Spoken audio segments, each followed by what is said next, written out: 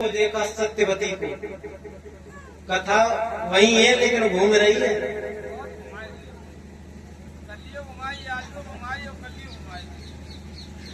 तो सत्यवती के पास में पहुंचे और सत्यवती से जैसे ही देखा तो एकदम देख करके मोहित हो गए। कहने लगे मल्ला इस लड़की की शादी हमारे साथ करवा दो। तो मल्ला कहने लगे क्यों? बैर प्रीत रिश्तेदारी नातेदारी ये सब बराबर कितने होती हैं, और कहाँ तुम राजा और कहाँ मैं मल्ला। अरे कि नहीं तुम्हारी लड़की देखने में सुंदर है। तो मल्ला समझ गया कि राजा लड़की को देख करके मोहित हो गया है, तो हम अपना भी फायदा कुछ देखें। तो मल्ला कहने लगा महाराज अगर तुम्हारी ज्यादा इच्छा है तो शादी तो हम कर देंगे, लेकिन हमारी एक शर्त है। ये बंद है भैया पीछे भाई, बेटी बंद है, ये बंद है भाई 40 भाई यार ना देखो यार मैं तुम घूम रहे हो ब्लड बाल के 40 तो प्यारे भक्तजनों तो मल्ला से कही कि आप शादी कर दो। तो मल्ला कहने लगा एक शर्त है मेरी कि जो मेरी लड़की से बेटा पैदा होगा वो हसनापुर का राजा बनेगा। तुम्हारा जो गांगदेव है वो हसनापुर का राजा नहीं बनेगा। तो आज मल्ला बोले मेरी बेटी से बेटा होएगा रे सोई होएगा अधिकारी।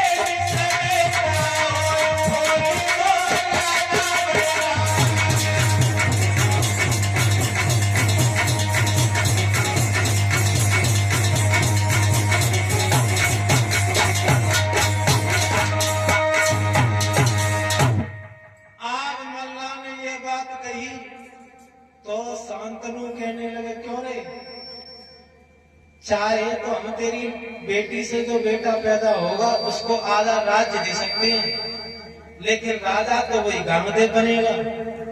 तो मल्ला ने कही तो घोड़ा वापस करो और रास्ता सीधे है हसनापुर की। सोई चले आए और चले आए परीक्षित जी वापस आ गए। तो अब महाराज शांतनु उस लड़की की याद में न ककाऊ से बोले न राज्य में डोले, और ऐसी दशा हो गई यानी बिना पानी के मछली। तो राजा दिन पे दिन कमजोर हो जा रहे। तो एक दिन गांगदेव ने अपने मंत्रियों से कही, मंत्रियों बोले हाँ कि जी बताओ कि हमारे बाप को कहेगा वो। तो मंत्री कहने लगे महाराज तुम्हारे बाप को वो बीमारी लगी है जाकर दुनिया में इलाज ना है। बोले ऐसी कौन सी बीमारी है? कि प्रेम रोग की। बोले अच्छा। मंत्रियों ने सारी कहानी बताई, और मंत्रियों ने जब सारी कहानी बताई तो गांगदेव ने क्या किया कि वहां से चले और उस मल्ला के पास में पहुंच गए। और मल्ला के पास में पहुंच गए और कहने लगे नाना जी प्रणाम। और जैसे ही जी कही नाना जी प्रणाम तो मल्ला कहने लगो कि हमारी तो ननी घर में बैठी है और वहां देवा तो कहां से आए वो।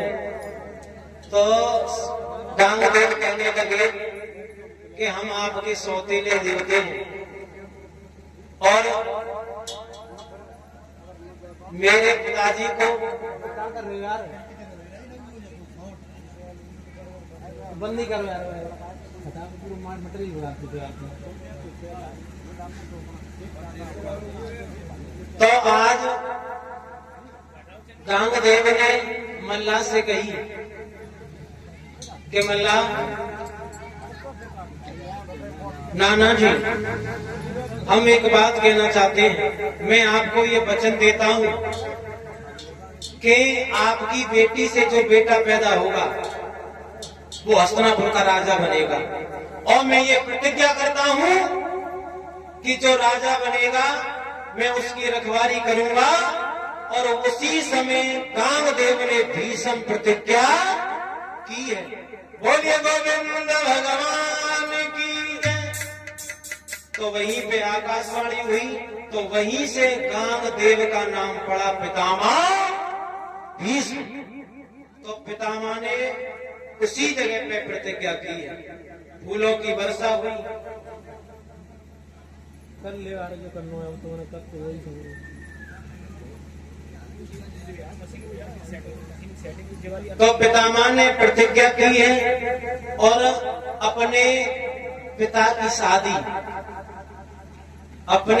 की शादी मल्लाह की लड़की से करके लेकर के आए। अब यहाँ से हमें और तुम्हें एक सीख मिलती है कि एक बेटा ने अपने बाप के खातिर अपनी जिंदगी में आज लगाई ले। और परीक्षा आज के जमाने में बेटा अपनी जिंदगी में आगे तो ना लगाए वो, लेकिन अपने लगे बाप की जिंदगी में आगे जरूर लगा दिया। आज के जमाने में 90% बाप घर घर में पिट रहे, कछु भीतर पिट रहे, कछु बाहर पिट रहे, कछु खेत में पिट रहे, और जो ज्यादा समझदार है वे अंदर ही अंदर पिट रहे। और बाहर निकल के आए, गांव वाले ने कहा भैया क्यों पसीना में भीगो है? बोले गरम गरम दूध पी के आए, जिन्हें बताई के मारे मरी।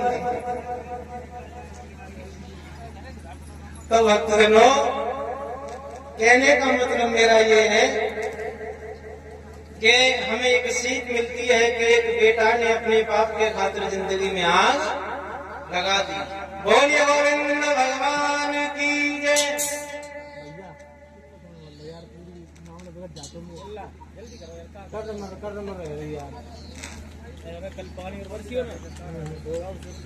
बोलिए भागवत महापुराण